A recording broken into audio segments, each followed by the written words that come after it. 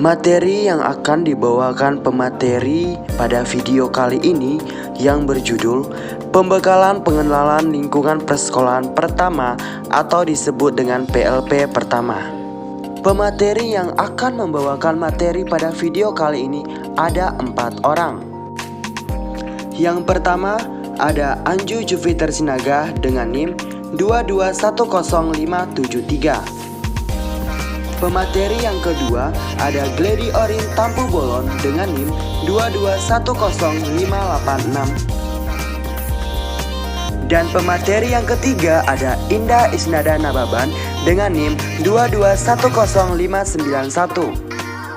Serta pemateri yang terakhir ada Yulia Citra dengan NIM 2210618. Sebelum kita membahas materi pada pembekalan pengenalan lingkungan persekolahan PLP 1 ini, alangkah baiknya kita mengetahui latar belakang daripada materi yang kita bahas ini.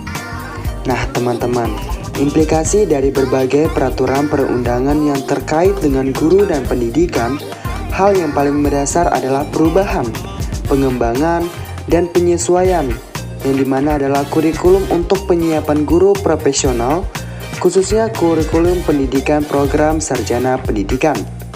Kurikulum pendidikan program sarjana pendidikan yang bermutu akan menghasilkan lulusan calon pendidik yang bermutu. Calon pendidik yang bermutu akan dapat mengikuti program PPG dengan baik dan akhirnya akan dihasilkan iuran sebagai guru profesional. Dari kerangka pikir tersebut teman-teman dapat dinyatakan bahwa penyiapan guru profesional harus disiapkan mulai dari jenjang akademik, baik pada tataran akademik di kampus maupun pengenalan lapangan sedini mungkin pada setting nyata atau latar otentik di sekolah atau lembaga pendidikan lainnya. Hal ini dimaksudkan agar sedini mungkin calon pendidik memahami, mengetahui, menghayati, menjiwai, dan memiliki kemampuan kritis dan analitis terhadap profesinya kelak. Nah, untuk itulah seluruh mahasiswa program sarjana pendidikan wajib mengikuti tahapan pemagangan penyiapan calon profesional melalui PLP. Pada pembekalan kali ini, materi yang dibahas itu adalah definisi dari PLP, kemudian ada tujuan, selanjutnya ruang lingkup PLP, selanjutnya capaian pembelajaran dan beban belajar, dan juga persyaratan perencanaan pelaksanaan daripada PLP, dan yang selanjutnya adalah sistem pembimbingan PLP, dan yang terakhir adalah sistem penilaian PLP. Pengertian dari pengenalan lapangan persekolahan 1 atau disebut juga dengan PLP 1 adalah tahapan pertama dalam pengenalan lapangan persekolahan program sarjana pendidikan yang dilaksanakan pada semester ketiga atau keempat. Sebagai tahap pertama, setelah PLP 1 akan dilanjutkan dengan pengenalan lapangan persekolahan kedua pada semester yang lebih tinggi. Nah, tujuan dari PLP 1 ini dimaksudkan untuk membangun landasan jati diri pendidik melalui beberapa bentuk kegiatan di sekolah. Ada 6 tujuan dari PLP 1 ini. Yang pertama, pengamatan kultur sekolah. Yang kedua, pengamatan struktur organisasi dan tata kerja di sekolah. Yang ketiga, pengamatan dan implementasi peraturan dan tata tertib sekolah. Yang keempat, pengamatan kegiatan-kegiatan seremonial formal di sekolah, misalnya upacara bendera, rapat ataupun briefing. Yang kelima, pengamatan kegiatan-kegiatan rutin berupa kurikuler, kokurikuler, dan ekstrakurikuler. Serta yang terakhir, pengamatan praktik-praktik pembiasaan dan kebiasaan positif di sekolah. PLP ini sangatlah penting untuk dilakukan. Dalam PLP 1 ini memiliki sebuah ruang lingkup. Inti dari kegiatan PLP 1 adalah aktivitas observasi, analisis, dan penghayatan terhadap kegiatan terkait dengan kultur sekolah, manajemen sekolah, dan dinamika sekolah sebagai lembaga pengembang pendidikan dan pembelajaran. Selanjutnya, untuk memperkuat kompetensi pemahaman peserta didik dan pembelajaran yang mendidik, serta untuk membentuk kepribadian dan jati diri calon pendidik setelah mengikuti kegiatan PLP 1 ini, para mahasiswa diharapkan memiliki capaian pembelajaran. Nah, ada 6 capaian pembelajaran yang harus dimiliki oleh mahasiswa. Yang pertama, menelaah karakteristik umum peserta didik yang kelak akan menjadi tanggung jawab dalam praktis kependidikan. Yang kedua, menelaah struktur organisasi dan tata kerja sekolah. Yang ketiga, menelaah peraturan dan tata tertib sekolah. Yang keempat, mengidentifikasi kegiatan-kegiatan seremonial formal di sekolah. Yang kelima, mengidentifikasi kegiatan-kegiatan rutin berupa kurikuler, kokurikuler, serta ekstrakurikuler. Dan yang keenam, mendeskripsikan praktik-praktik pembiasaan dan kebiasaan positif di sekolah. Tidak hanya capaian pembelajaran saja yang dituntut oleh mahasiswa, tetapi mahasiswa juga memiliki beban belajar. PLP 1 ini memiliki beban belajar 1 SKS dalam bentuk praktik lapangan. Alokasi waktu untuk melaksanakan PLP 1 ini adalah 16 kali 170 menit per semester. Ada 2 alternatif untuk pelaksanaan PLP 1 ini, yaitu sistem blok dan sistem non-blok. Di Universitas Negeri Medan dalam mengikuti sistem non-blok. Nah, pada sistem non-blok ini, beban belajar mahasiswa 1 SKS dapat diselesaikan dalam 16 kali pertemuan masing-masing 170 menit. Dari 16 pertemuan tersebut, 37,50% atau 6 kali pertemuan proses pembelajaran dilaksanakan di kampus untuk memberikan orientasi dan pembekalan mahasiswa. Sedangkan 62,50% atau 10 kali pertemuan proses pembelajaran dilaksanakan di sekolah mitra untuk melakukan observasi secara daring atau jika mendapatkan izin secara luring dengan tetap menjaga protokol kesehatan secara ketat untuk pengendalian penyebaran coronavirus disease 2019. Dalam PLP 1 ini memiliki beberapa poin persyaratan, dimulai dari mahasiswa, dosen pembimbing, dan sekolah mitra. Poin pertama yaitu dari segi mahasiswa. Mahasiswa peserta PLP 1 harus memenuhi persyaratan. Pertama, aktif sebagai mahasiswa program sarjana pendidikan pada semester berjalan. Kedua, telah mengisi kartu rencana studi pada semester berjalan dan mencantumkan PLP 1 sebagai salah satu rencana studi yang akan dilakukan. Ketiga, telah lulus atau sedang menempuh kelompok mata kuliah dasar kependidikan. Keempat, telah dan atau sedang menempuh mata kuliah proses pembelajaran pada program studi atau jurusan masing-masing. Dan kelima, telah menyelesaikan beban studi minimal 40 SKS. Poin kedua, dari segi dosen pembimbing. Dosen pembimbing untuk PLP 1 dengan persyaratan pertama, dosen pembimbing diusulkan dan ditetapkan oleh jurusan atau program studi. Kedua, berkualifikasi akademik paling rendah magister atau magister terapan dan berlatar belakang sesuai dengan bidang keilmuan dan atau keahlian yang diampu. Ketiga, dosen yang berkualifikasi non-kependidikan harus memiliki sertifikat pelatihan pembelajaran pengembangan keterampilan instruksional atau pekerti dan atau approach atau AA. Dan yang keempat, memiliki jabatan paling rendah asisten ahli. Poin terakhir yaitu dari segi sekolah mitra. Sekolah mitra untuk PLP 1 dengan persyaratan pertama, guru yang memenuhi persyaratan sebagai guru pamong, dan yang kedua, bersedia menjadi sekolah mitra pelaksanaan PLP 1. Dalam rangka pelaksanaan mata kuliah PLP1 di semua program sarjana pendidikan dilakukan perencanaan kegiatan oleh pengelola PLP di LPTK.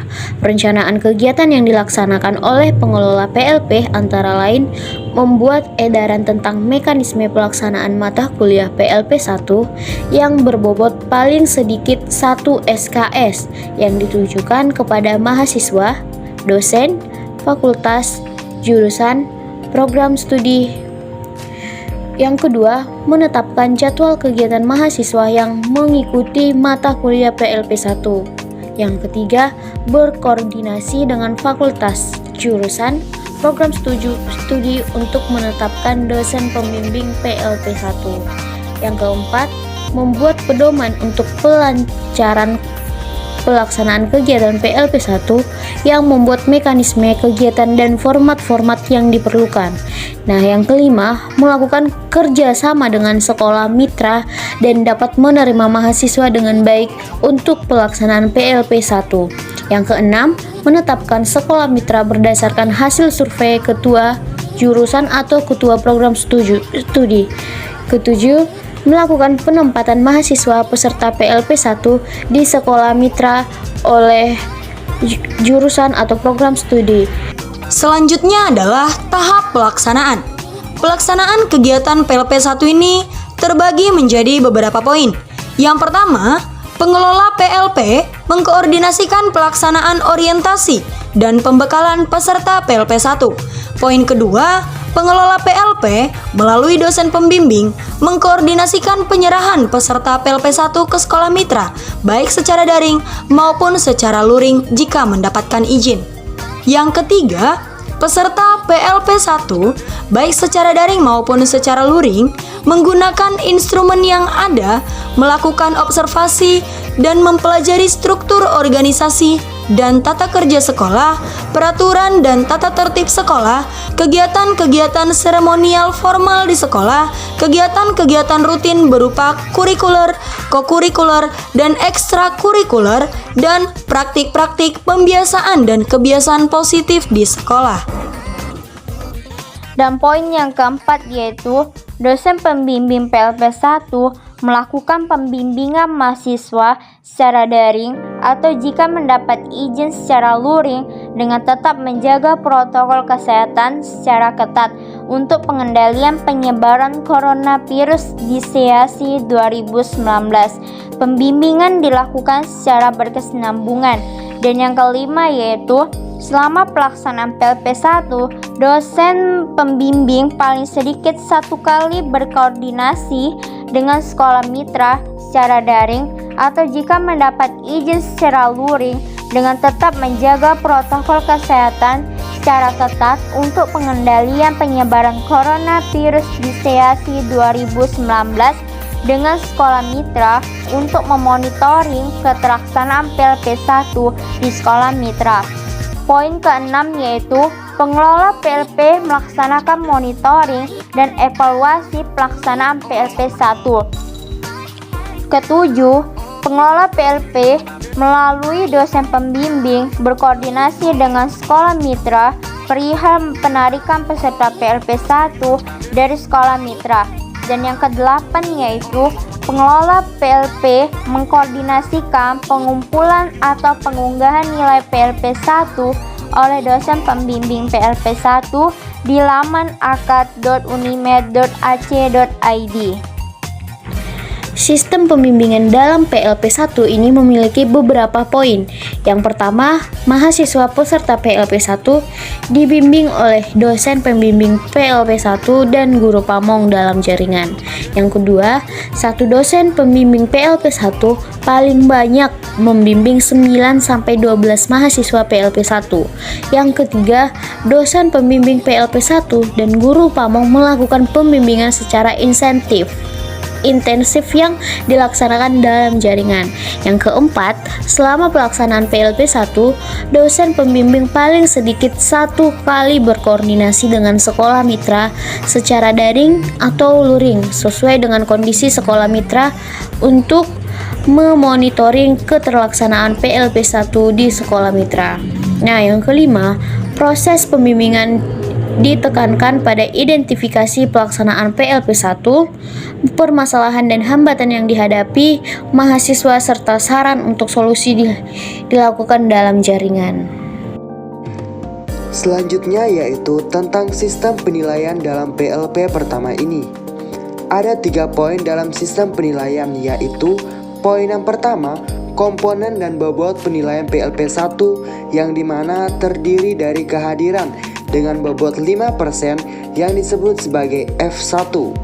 Yang kedua, ada ujian tengah semester dengan bobot 20% yang disebut sebagai F2. Komponen yang dinilai yang ketiga yaitu ujian akhir semester dengan bobot 25% yang disebut sebagai F3.